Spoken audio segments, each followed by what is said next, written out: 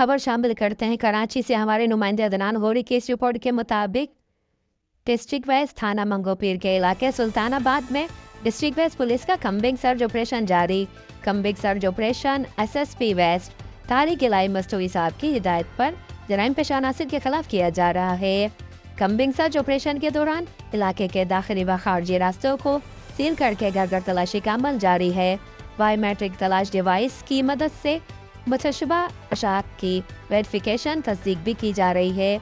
Combing search operation में SDPO Manghopir की ज़ेरे निगरानी SHO मंगोपीर हमरा नफरी व लेडीज़ स्टाफ के हम अपने फ़राइज़ सर अंजाम दे रहे हैं।